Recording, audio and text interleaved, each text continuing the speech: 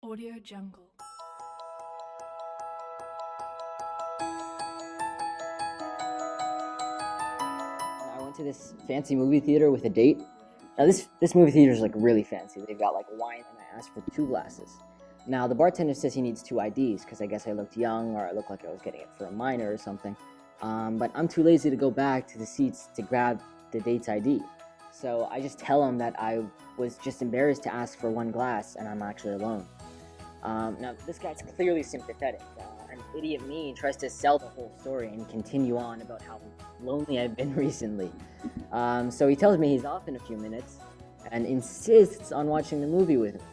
Now I try to fight it, but I could only argue to a certain extent without giving away the truth.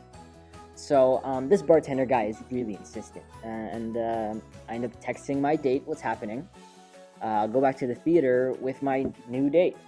So I sit a few rows in front of her with my new date, and she has the stupidest grin on her face as she watches me just having our date with another person. And so me and this bartender, whose name is Jared, by the way, sit a couple rows in front of her. And he ends up being this super cool dude. And he bought me and him another bottle of wine to share during the movie. So the movie ends, and I thank him for his gesture, and he doesn't even ask for my number or anything. He was just genuinely nice guy who was just trying to comfort someone who he thought was lonely. So I meet back up with my date in the parking lot, and thankfully she found the whole thing hilarious, but I don't deserve Jared.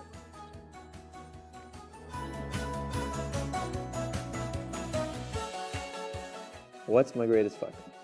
Well, there was this one time where my girlfriend's mom invited us over for dinner. And my girlfriend told me how important it was to make a good impression. And I arrogantly told her I always make a good impression.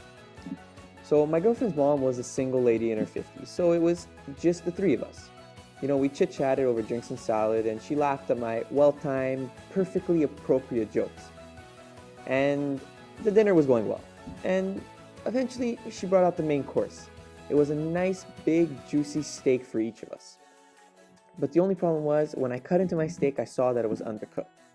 Now, I've had my fair share of rare steak. I can handle rare, but I prefer medium. But this was a several minutes on the grill kind of rare. I probably could have resuscitated the cow if I actually tried. Instead, I sat there fidgeting with my fork and my knife, looking at the steak and was wondering how I was going to get it done. Was I going to claim vegetarianism? No, that wouldn't work. I already showed her how enthusiastic I was about the steak. So I just looked over as she left the room to go prepare desserts, and I saw the open window of this third-story apartment.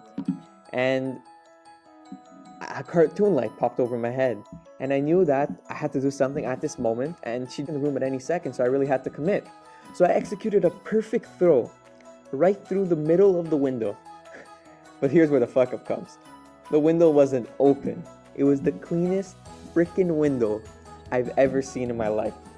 That was until my raw steak had left a bloody trail right in the middle of it and slowly slid down and sat on the windowsill.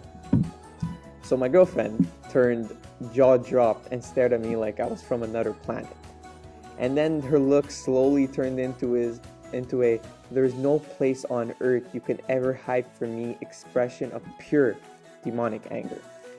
My girlfriend's mom heard the noise, and she came into the room, and she saw the steak sitting on the windowsill, the blood trail, the empty plate right in front of me, and then gave me a very, very puzzled look.